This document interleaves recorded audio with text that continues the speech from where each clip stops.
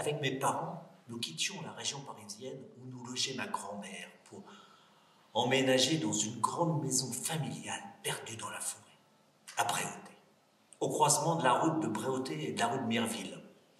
Mon père avait été muté dans une usine à Rouen, en Seine-Maritime, à 20 km de la ville d'Yvetot. Avec la misère que gagnait mon père, et les 3 francs 6 sous que ma mère réussissait à avoir, il nous était impossible d'acheter ou même de louer un logement plus proche des usines qui exploitaient mon père. Notre seul espoir, l'héritage d'une maison.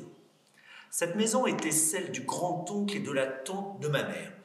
Il l'avait laissée à l'abandon car il devenait fou d'être aussi loin du monde et du voisinage. Nous venions d'emménager dans la maison quand mon père partit déjà pour aller travailler. Vu la distance qui séparait la maison de l'usine, et il ne reviendrait pas avant la fin de la semaine, je visitais donc la maison délabrée avec ma mère, mais dès le premier étage, mon attention se porta sur une mystérieuse porte dans la mezzanine. Cette porte était comme un prolongement du mur. Elle était en effet recouverte du même papier peint bleu-gris qui avait pris avec le temps la poussière et l'humidité. On pouvait apercevoir dessus des motifs, des bateaux sur une mer calme et des mouettes, mais elle se distinguait surtout par 3 détails.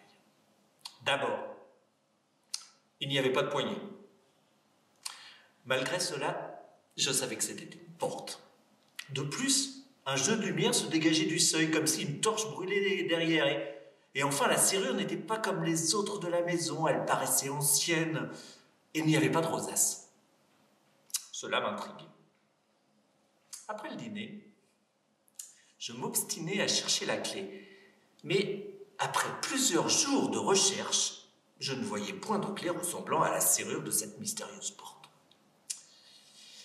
Le dimanche 14 septembre, alors que j'allais prendre ma douche, je trébuchais sur une dalle du carrelage mal fixée. Lorsque je me relevai, je vis une étrange boîte en bois. Je m'empressai d'aller la mettre dans ma chambre pour l'examiner. Une fois dedans, je remarquai d'étranges inscriptions, mais je ne m'en souciai guère et je l'ouvris. À ma grande surprise, une vieille clé s'y trouvait. Son panneton, à savoir cette partie que l'on insère dans la serrure pour déverrouiller le mécanisme, correspondait parfaitement à la serrure de la mystérieuse porte de la mezzanine.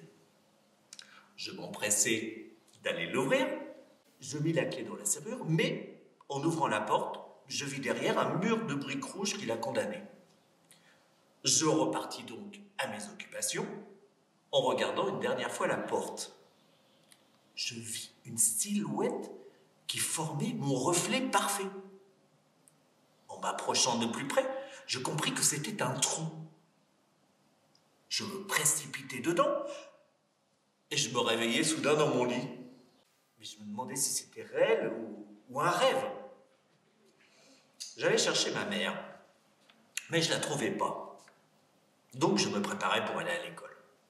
Malheureusement, le car scolaire ne passa pas.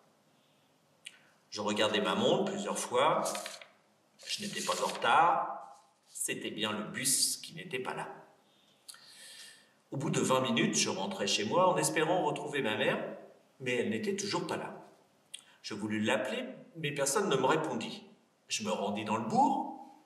À ma grande surprise, aucune voiture ni passant ne s'y trouvait. Mais j'avais l'étrange impression d'être observé. Malgré cela, je me sentis seul et commençai à désespérer. Soit c'était une mauvaise blague, soit c'était un cauchemar. Les jours passèrent.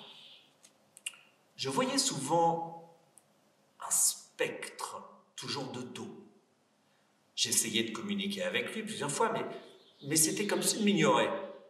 Mais étais-je fou? De jour en jour, mon état s'aggravait. Le fond du frigo commençait à se voir et le froid dans la maison à se ressentir. Cela me perturbait, car nous n'étions qu'en septembre. Je commençais à souffrir de la faim comme je ne l'avais jamais connue. En épluchant une pomme, je me coupais la main. Bon, c'était pas grave. Et chaque jour, je revoyais ce spectre mystérieux, encore et encore, sans pouvoir lui parler. Cela me frustrait. Mon état devenait critique. Je me sentais de plus en plus seul. Je voyais la mort qui me guettait. Je me préparais psychologiquement à mourir.